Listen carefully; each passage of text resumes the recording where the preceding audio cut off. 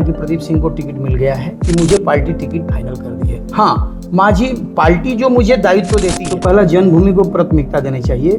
वही हम इस जन्मभूमि का जो हमारे ऊपर कर्ज है यही कर्ज चुकाने के लिए हम मुंबई जैसे ग्लैमर की दुनिया छोड़ के तो वही मैं अपना दायित्व निर्वाह करता हूँ। जो पार्टी मुझे दायित्व देती है वो मैं पूरा करता हूँ। तो हमारा वो स्टाइल है, तो सब लोग उसको भौकाल के भाषा में बोलते हैं, भैया वो तो भौकाल बना के रखे हैं, उनका तो टिकट फिक्स है। जनता के मन में अभी भी डर है कि अगर हम जनसुराज को भी चुनते हैं तो कहीं ना कहीं नीतीश कुमार ही बैठेंगे। ऐसा कहा जाता है कि आप लोग भी बी टीम है, यानी कि दूसरे उन्हीं के फंडिंग से आपकी टीम, आपकी जो पार्टी है चलती है। नमस्कार, मेरा नाम प्रिंस है और आप देख रहे हैं फ्लैश टीवी। अभी हमारी मौजूदगी डेहरी विधानसभा में है। हम डेहरी विधानसभा की बात हो रही हो तो उसमें एक नाम ऐसा जुड़ा है प्रदीप सिंह का। आप सभी लोग जानते होंगे कि ये प्रदीप सिंह वही प्रदीप सिंह है जिन्होंने मुंबई जैसे शहरों में जहां बिहारियों को इज्जत नहीं मिलती है वहां पे अपना एक बहुत बड़ा फैक्ट्री खड़ा करके उसके बाद सब कुछ ज़िंदगी में प्राप्त करने के बाद भी ये बिहार में आए और बिहार की जनता के लिए बात कर रहे हैं, बिहार में व्यवस्था परिवर्तन के लिए बात कर रहे हैं। इनसे तमाम मुद्दे पे बात करेंगे। क्या जो अफवाहें चल रही हैं वो सही है? क्या वाकई में बिहार में व्यवस्था परिवर्तन करना चाहते हैं या आपसी स्वार्थ है? आप जो ये सबकी स्वार्थ होती है कि कहीं ना कहीं गद्दी पर बैठना है। सबसे पहले स्वागत है सर आपका। नमस्कार। कैसे हैं? एकदम बढ़िया हूँ सर। यहाँ बढ़िया थे कि महाराष्ट्र में बढ़िया थे? नहीं, देखिए, महाराष्ट्र तो हमारी कर्म भूमि रही है और जन्मभूमि यहाँ हमारी रही है। तो जन्मभूमि से सब लोगों की लगाव रहती है और हमारा कुछ विशेष तरह से जन्मभूमि से लगाव है। अच्छा, जन्मभूमि और कर्मभूमि की बात कही आपने, प्रशांत जी हैं वो भी जन्मभूमि और कर्मभूमि की बात हमेशा कहते हैं। तो सबसे अगर बात हो महत्वाकांक्षा की कि सबसे प्राथमिकता की, तो जन्मभूमि को देना चाहिए या कर्मभूमि को? नहीं, देखिए, महत्वाकांक्षा तो दोनों को देना चाहिए क्योंकि लेकिन फर्स्ट पहला जन्म होता है। जन्म नहीं होगा तो हम आगे कर्म कर ही नहीं सकते हैं। तो पहला जन्मभूमि को प्राथमिकता देनी चाहिए। वही हम इस जन्मभूमि का जो हमारे ऊपर कर्ज है यही कर्ज चुकाने के लिए हम मुंबई जैसे ग्लैमर की दुनिया छोड़ के और यहाँ पर अपने बिहार में अपने डेहरी विधानसभा में आके जगह जगह गांव-गांव मोहल्ले मोहल्ले घूम के और जो हमारा ये जन स्वराज के बारे में हम जो बता रहे हैं। हम लोग जन स्वराज की बात करेंगे, लेकिन उससे पहले काफ़ी अफवाहें भी है, काफ़ी चीज़ें लोगों के बीच में चल रही है, उस मुद्दे पर बात करें। सबसे पहले ये बात है कि प्रदीप सिंह टिकट के लिए आए हैं, चुनाव से कुछ दिन पहले आए और टिकट उनका कंफर्म हो चुका है, इसीलिए इतने जोरों शोरों से लगे हैं और जहां भी डेहरी विधानसभा में देखा जाए उन्हीं का भौकाल है। नहीं भैया, देखिए, आपकी बड़प्पन है, आप बोल रहे हैं और कौन अफवाहें? जनता बोल रही है। ठीक है, कौन अफवाहें ये उड़ा रहा है कि प्रदीप सिंह को टिकट मिल गया है? ऐसा कुछ नहीं है। देखिए, अभी हम लोगों का बिहार बदलाव यात्रा चल रहा है। हर गांव-गांव, हर डोर टू डोर जाके हम लोग अपने जो हमारा चुनाव चिन्ह मिला हुआ है बस्ता, और हम अपने जन स्वराज के बारे में बता रहे हैं। तो उसमें हम सारे जितने 5 प्रत्याशी हैं, हम पांचों प्रत्याशी डोर टू डोर घूम के और ये चीज़ बता रहे हैं कि पार्टी किसी को भी जवाबदेही देगी डेहरी विधानसभा की तो हम 5 प्रत्याशी में से किसी एक प्रत्याशी को देगी। तो हम 4 प्रत्याशी उसके साथ हैं। मैं कभी भी अपने आप को ये नहीं बोलता हूँ या किसी से भी नहीं बोला हूँ कि मुझे पार्टी टिकट फाइनल कर दी है। हाँ, माझी पार्टी जो मुझे दायित्व देती है वो दायित्व मैं सोचता हूँ कि बढ़िया से बढ़िया 100 में 100 निकाल के मैं दूँ कि एकदम जो दायित्व मुझे दिया गया 1 नंबर का दूँ। तो वही मैं अपना दायित्व निर्वाह करता हूँ। जो पार्टी मुझे दायित्व देती है वो मैं पूरा करता हूँ। तो हमारा वो स्टाइल है, तो सब लोग उसको भौकाल के भाषा में बोलते हैं, भैया वो तो भौकाल बना के रखे हैं, उनका तो टिकट फिक्स है। ऐसा कुछ भी नहीं है भैया। कहीं पैसा की गर्मी दिखाकर और लोग हैं उन्हें डरा तो नहीं रहे हैं प्रदीप सिंह? नहीं भैया, मुझे कोई पैसा ही नहीं है। आप आए देखे भी होंगे कि कहीं मैं पैसे का ये दिखावा और ये मैं करता ही नहीं हूँ। मैं पिछड़े वर्ग से आता हूँ और मैं बहुत गरीब घर का बच्चा हूँ। और मैं कोई ऐसा नहीं कि हमारे बाप बहुत बड़ा बिजनेसमैन थे या बहुत बड़ा नेता थे, ऐसा नहीं। हमने संघर्ष करके इवन घर से मार खा के मैं भगा हुआ मुंबई में जाके, और मुंबई में 30 साल से संघर्ष करके ये कामयाबी पाया है। तो मैंने जो कामयाबियाँ पाई है, और हमारे पास ऐसा नहीं है कि कोई धन दौलत या पैसे कौड़ी की कमी है। हमारा एक बेटी है, एक बेटा है, सब लोग सेटल हैं। तो हमने जो प्रशांत जी की सारी चीज़ें सुनी, उनसे हमने प्रेरणा लेके मुझे लगा कि नहीं, इस बिहार की, इस डेहरी विधानसभा की धरती का कर्ज है हमारे ऊपर। वो कर्ज उतारने के लिए मुझे एक बहुत बढ़िया प्लेटफॉर्म मिला, जन स्वराज जैसा, जो हमारे उसका सूत्रधार प्रशांत जी हैं। इसलिए भैया मैं उनके कंधे में कंधे मिलाकर और चल रहा हूं, और उनकी बताई हुई बातें सब यहाँ पर मैं बहुत ढंग से निर्वाह कर रहा हूं। तो लोगों को लग रहा है कि भैया यहाँ तो 5-7 प्रत्याशी हैं, लेकिन कोई इनके जैसा ऐसा काम नहीं कर रहा है, कोई ऐसा एक्टिविटी नहीं कर रहा है। तो भैया ये लोगों की सोचने की अपनी अपनी अलग नज़रिया है। हमारे तरफ से ऐसा कुछ भी नहीं है। जन स्वराज और प्रशांत जी की बात हो रही हो तो अपने प्रशांत जी को पहली बार कब जाना था और जन स्वराज को कब जाना था? देखिए, प्रशांत जी को पहली बार मैं 2014 में जाना था, जब मोदी जी का पहला जो चुनाव था उसका मुझे पता चला कि कैंपेन कर रहे हैं। तो उनके बारे में हम लोग मोबाइल के जरिए, कंप्यूटर के जरिए, यूट्यूब के जरिए सब ढूंढना है, सब उनको फॉलो करना चालू किया।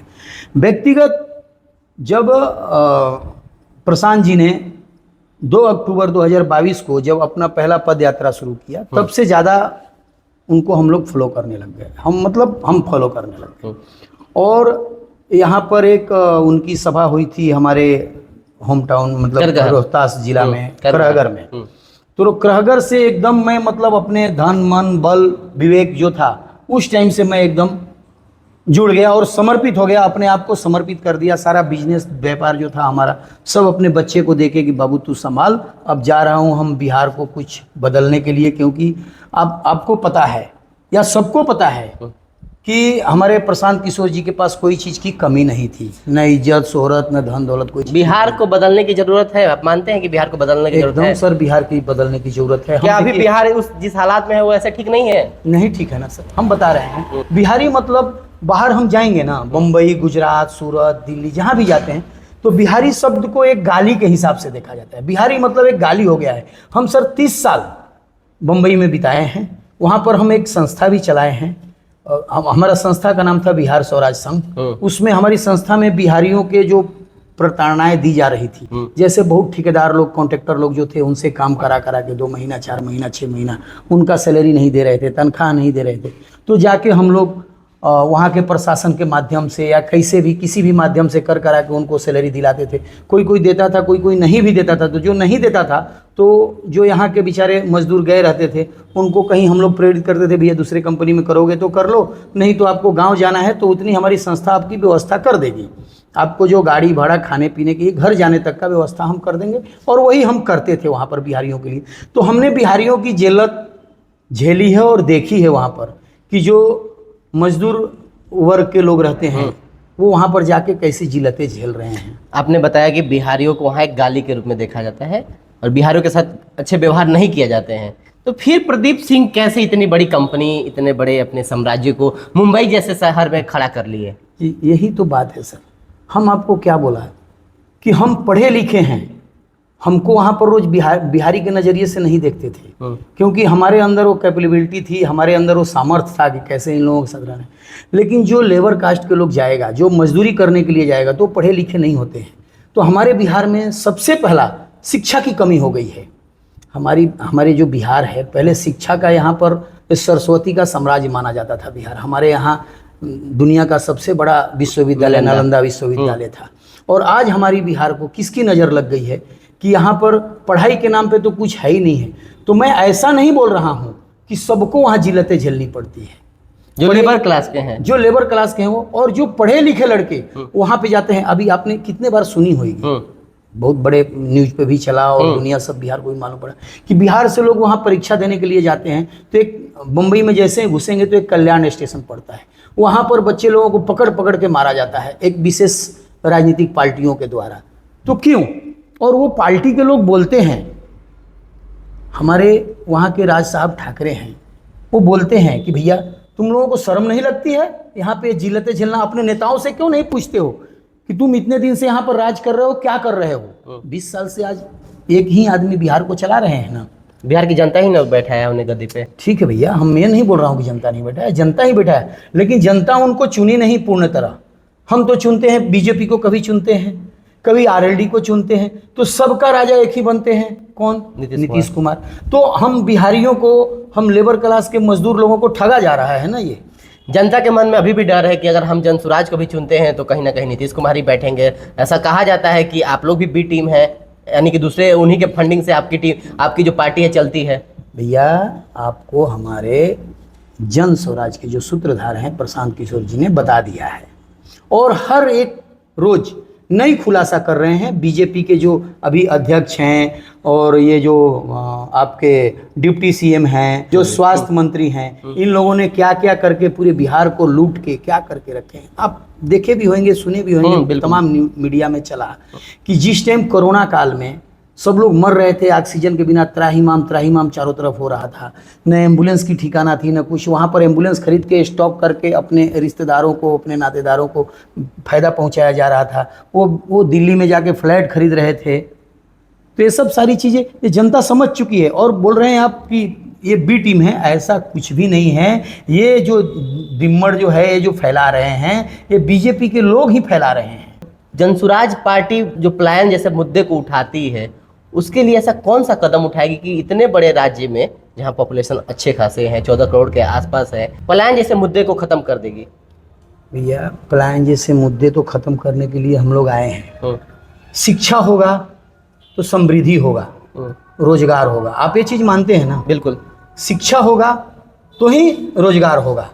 तो हम पहला, हमारी सरकार आएगी तो हम 5 चीज़ें लेके आए हैं। हमारी जैसे ही व्यवस्था बनेगी, पहला, जितने लोग यहाँ से पलायन किए हैं, अभी हमारे यहाँ जो बिहारी भाई हैं, हमारे यहाँ का सबसे बड़ा महत्वपूर्ण त्यौहार छठ पूजा है।